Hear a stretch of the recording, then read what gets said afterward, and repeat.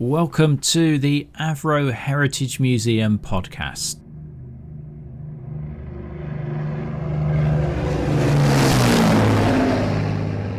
Steve Ridgway actually worked at Woodford for a few years, but the biggest part of his career was the 20-odd years that he spent in printing services at the Manchester Metropolitan University. But he was always fascinated by aircraft, going back to the days as an 8-year-old when he built airfix kits of World War II British aircraft, and as a youngster attended air shows at Woodford. But his other lifelong passion has been painting and drawing. In 2018, he retired from MMU and, once the worst of the COVID pandemic was over, started to work in the archive section of the museum, returning to the Woodford site which held so many fond memories for him. We'll hear him talk about the work that he currently does at the museum, listen to a wonderful story about an American Second World War aircraft nose artist, which is the perfect fusion of Steve's twin passions. And we'll hear him talk movingly about the things that motivate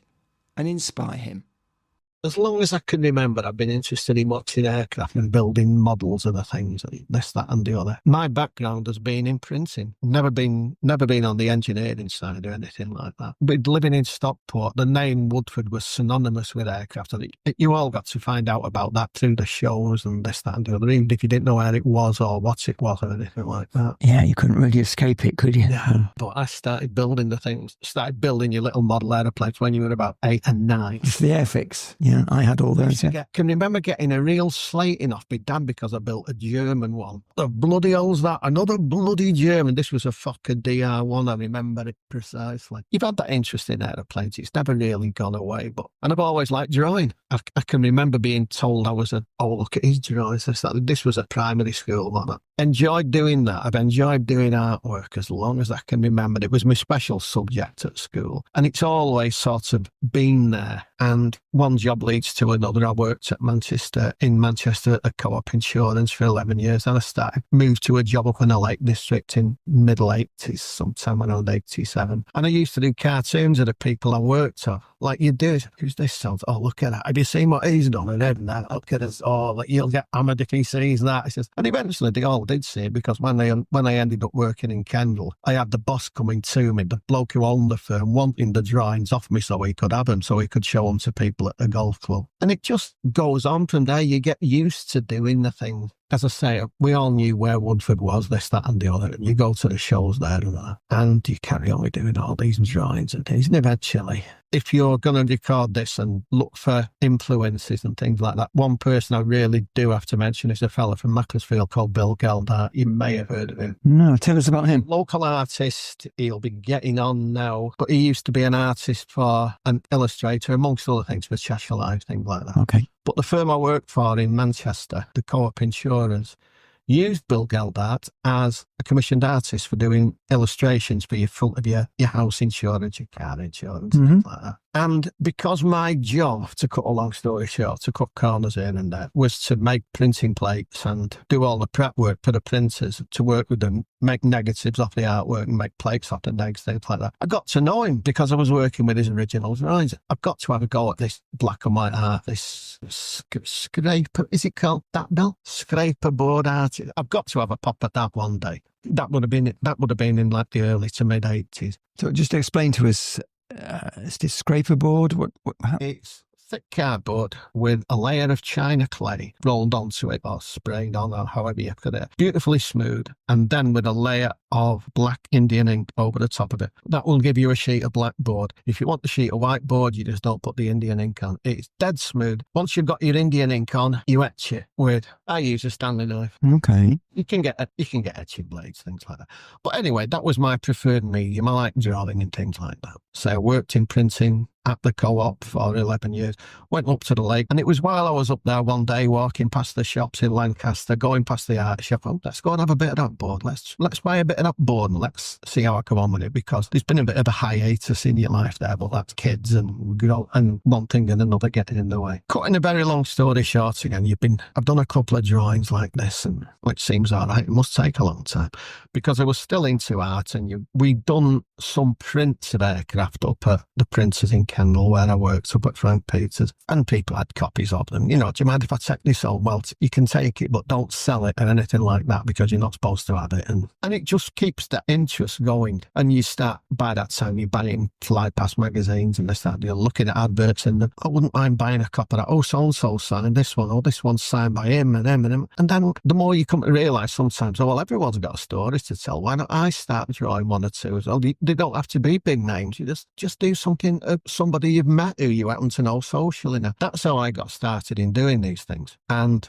ended up moving back down here to work. So you're closer to Woodford. You can still go to the shows and visit all the big museums and things. Through a long and convoluted process around about 2000, around about the turn of the millennium, I'd been out of work since I was made redundant about 18 months before. And I had an offer from a mate of mine at Stockport County, where we both worked on the turnstiles, to find me a job. I didn't know where he worked, but he said to me at Christmas one year, he asked me if I was looking forward to Christmas. Well, not really, Jeff. I've been out of work 18 bloody months. I've got no money. You're out of work. He said, it's Christmas now. We've just finished for Christmas, but we've got a game on New Year's Day. Bring a CV to that game. I'll take it off you and I'll take it into work the following day and I'll sort you out. So I did that, gave him the CV. 2 days later, I got a phone call from him to come down here, to come to Woodford next morning, because I've got you a job as a cleaner. And much as it's frowned on in the higher circle, and you could, to an extent, I can understand it. He said, if you come in as a cleaner, you can then look around, but it gets you through the door. It gets you. Yeah, gives you a foot on the ladder. It does that. And I came in and I'd been hoovering up in Avro House one morning. I think we started work at about 6 till 2 o'clock. It's something like that. And Avro House, was that offices or? Yeah, okay. All gone now. It's under these new. You get it to say, oh, hello, fancy seeing you here. What are you doing? What does it look like I'm doing? I'm moving it up. Oh, yeah, well, we've got to do this. We've got to go around. It was quite strange, really, because while we were doing that, and this is from my own little point of view, it's the first contact I've had with this place, but I'm working as a cleaner and I'm expected to go around the workshops, sweeping up, clearing up. And at the time, the Nimrods, the MR4s, were being converted here. They were coming in on those big Russian freighters and being brought into. But because I was a cleaner, cleaner who'd just come off the street, I could have been anyone. It was my job to go around underneath them, sweeping up all the swarf and whatnot.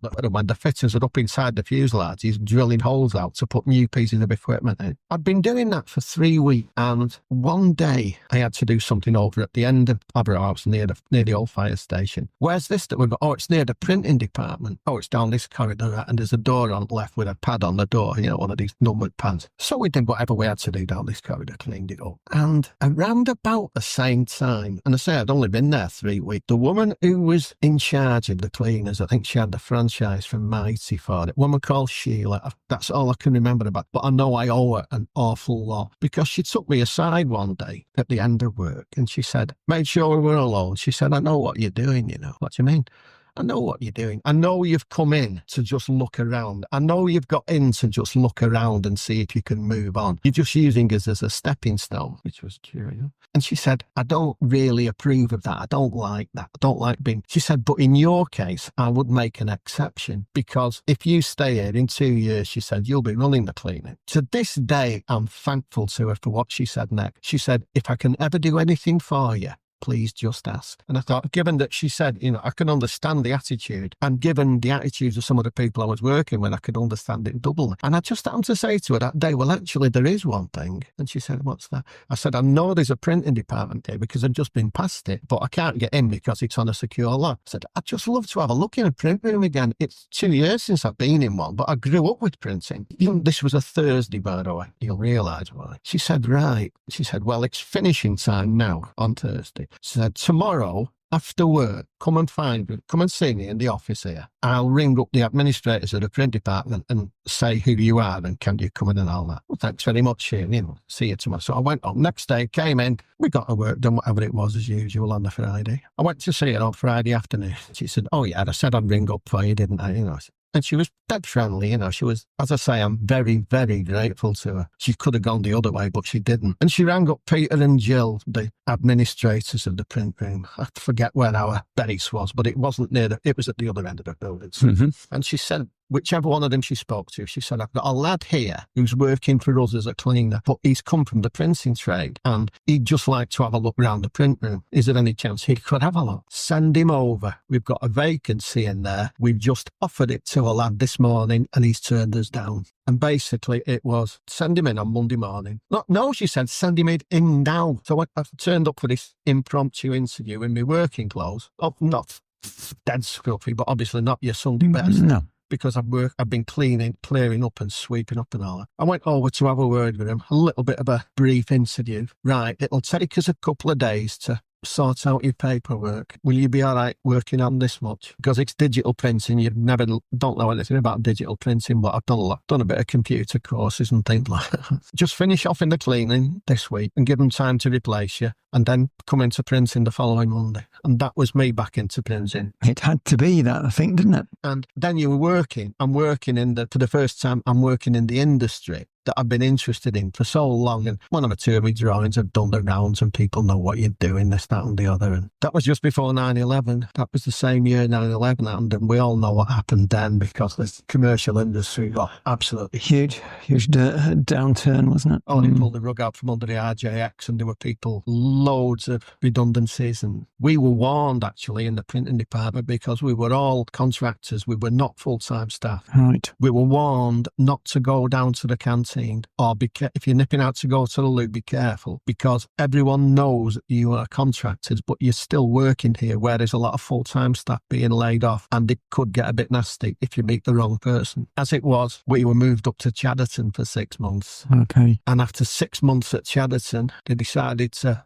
streamline the job again, shall we say. Most of the contractors were laid off. I think about 3 or 4 of us were kept on to go to Wharton. 3 weeks of working at Wharton suck it out of you a little bit because you've already done 5 years in the Lake District to move back down there and now you're driving halfway up there again every day. Girl I worked with in the print department, she worked in the printing section with me. She'd left to go and work for Xerox. Other half worked in this place. So I think I asked him, I rang him up and asked him, can you find out off her if there's any jobs going at Xerox? Xerox was one of those places where if you introduce someone who got a job, you got a wedge for it. You don't blame her for it. But to cut that round off the employment part, in a nutshell, I got into Xerox and Xerox put me into Manchester Met University and I spent 22 years at Manchester Met Uni until I retired a few weeks ago. Right. So I did 2 years on site at Woodford, which I'm now quite proud of because even though it was only 2 years working in the print section, it's 2 years more than a lot of the people that I work with who've come from other trades and other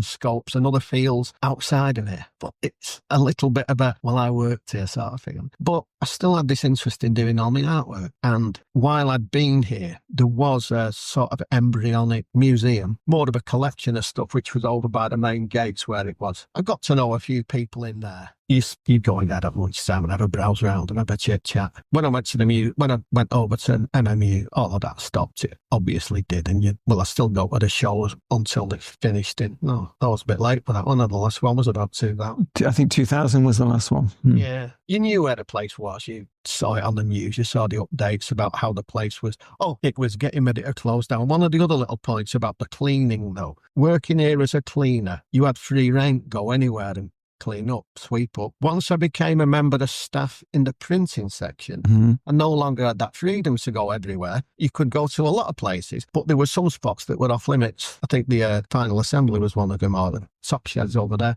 You couldn't get in without the code. Not long after I left, I believe there was one of the cleaners was arrested and deported because he could have been, shall we say, undesirable, but he just walked in a cleaner, and it seemed that anyone who could have the wrong intentions, or he could just come in, walk in and go all over the place. Got free range. Once you actually worked as a member of the staff, you couldn't. Seemed a bit ironic. But anyway, I worked at the uni for 20 odd years. And you kept up to date with what was happening at this place, that it was looking that the place might shut down and there were no more orders coming in, and if the Nimrods get swiped, what's going to happen? And then, again, cutting big chunks out of the story, I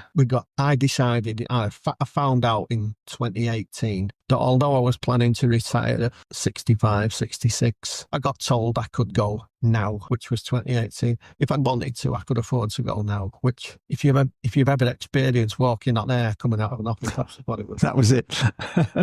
That was just before lockdown. Of course, yeah. And I've been down it, well, I wouldn't mind. By then, the museum had been established here and you'd heard little bits about it on the news a lot. It'd be nice to go down and be involved in it a little bit. But the lockdown put paid to all that. Until afterwards, you always found out that you'd been down here, inquired about joining as a member. Well, what days do you come in? Well, we're always in on Tuesdays. All right, I'll come in on Tuesdays. I came in here and just after lockdown, people were starting to drift back. And, well, I'd like to come down and be useful, do a little bit. Where could I?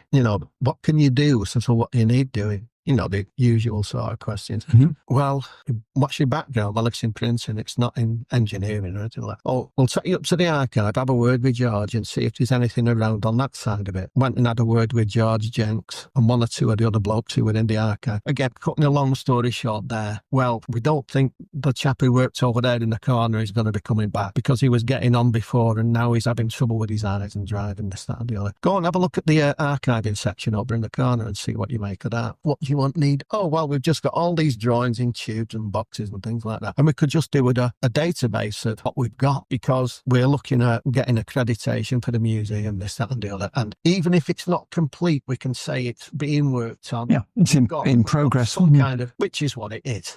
Because we found that all these drawings and plans and things had all been basically bundled together, shoved together, no organisation, whatever, and just shoved in tubes, boxes, anything to move them out of the Avro House offices before they were emptied prior to demolition. And it was basically just a case of setting up a Excel spreadsheet and working through all these drawings and trying to give them some correlation and just a bit of order. So if people come looking for it, as I believe researchers I was going to say, who are the users? It's going to be authors, isn't it? And people who are doing research. Sometimes we can't. Have you got any relevant drawings for this part on a Vulcan or this part on an Anderson? Sometimes we can help, sometimes we can't. Unfortunately, having been through a lot of these drawings now, you do come to the realisation that the big fire at Chadderton in 1959 will have seen off an awful lot of those drawings. I was going to ask about that, but that was a major loss, was it that? Yeah, in terms of the drawings, yeah. Yeah. I mean, now, if you want anything to do with a Vulcan, we'll probably be able to help. Or the Anson, we'll have a reasonable go at finding your stuff on that. But anything else, we've got dribs and drabs on the Shackletons and the Lancasters, maybe a bit on the Manchesters and some of the early stuff, the 19s and the 1920s. But if you come in looking for anything in between, like the 748s or say that anything of the Lancaster family and the Lancasters through the Shackletons, Tudors and all that. Tudors and Yorks, yeah. A little bit, but the drawings have been so fragmented and spread around and everywhere over the years. How about Nimrod? There'll be a fair bit of the Nimrod. Right. The only reason I asked that, Steve, is those two veterans that we had in, that the BBC were recording interviews with last Friday. One of them, Jeff Brown, worked for Avro, and he was a mid-upper gunner. After the war, he trained as a pilot. Then he flew Nimrods, and then he was in Avro design office. So he said to me, if you've got a drawing that fairing on the fin of the Nimrod, it will have my name on it. And I said, well, we might have it. We might have that. Yeah. But the other thing was that I've been told that apart from the fire, which sawed off a lot of the 1940s and 50s drawings, some of the latest stuff has been put in storage at BAE at Farnborough or someplace out in Cheshire. Is it Iron Mountain? There must be so many hundreds of thousands of drawings, and all of this time I've still carried on doing all of these drawings and this artwork stuff. And I exhibit at local shows, and you win the odd pot here and there, and you sell something now and again. But one story that I do like, and it was one that Frank heard that I told him, the medium that I like using these scratchbook, scraperboard etchings is not a widely known medium. There is some beautiful stuff knocking around on the internet and all that, but it was primarily developed as a printing aid. It was for making zinc blocks for printing in the early days, in the early part of the 20th century and whatnot. You've still got this interest in old aeroplanes that you've had for years and years, and you've given over building models now, you've no room for the bloody things. But you still buy the books and whatnot. Around about 2000, something like that, I bought a book on the history of nose art because it brings the two situations, the two interests. Yeah, it's a perfect fusion, isn't it? Yeah, you've got the interest in aircraft and aviation, which is well known by, everyone knows you do that, this, that, and the other. But this book it's to do with all the paintings that have adorned the aircraft from when they used to paint dragons and things on hot air balloons and personal crests in the First War and all this, all the way through the pin-ups in the Second War, all the way through to the politically correct ones around about the time of the Gulf War and that. Bought this book. It's more of a browsing book and this, that, and the other. One section in it was devoted to the artists and his all the little potted histories, at least. And you find out that all these pin-ups that were on the planes down in the Suffolk and Norfolk, two of the artists were actually ATS girls. Some of them were aircrew, but not that many. They were more ground crews, or sometimes they were just local people who got to know. But there was one bloke who was a crew chief on the 91st Bomb Group at Bassingbourn. His name was Jack Gaffney, and he'd been born in Buffalo in New York in around about 1919, I think. And there was a section on him.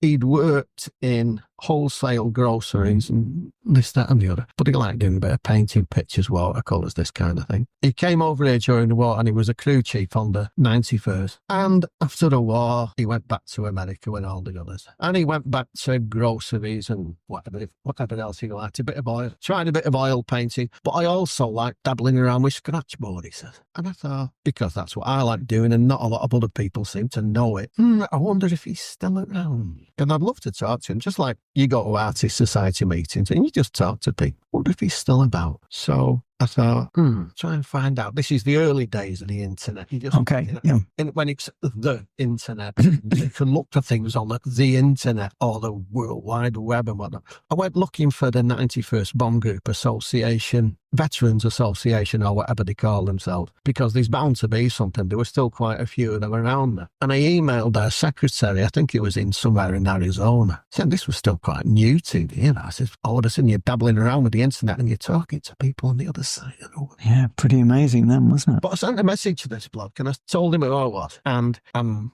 living northern England. I like doing a bit of scraperboard art, or scratchboard as you call it. And I've read this book and I've seen this section on Jack Gaffney and da-da-da. I'd love to write to him. I said, I wouldn't be so churlish as to ask for his address. But if I sent you a letter, would you forward? Could you? Yeah. Anyhow, next day I got an email back and there's this fella's address in Orange County in California. So I thought, I've got to do it, haven't I? Because one thing that I had realised, and it still sticks with me now, you see all these paintings of these aircraft and all that. And as the famous artists, the famous pilots, I should say, like Johnny Johnson and all the others have passed on, then they look for artists or pilots a little bit lower down the scale. And eventually you're looking at famous artists who've flown this plane or that plane. But like I said before, everyone's got their own story to tell.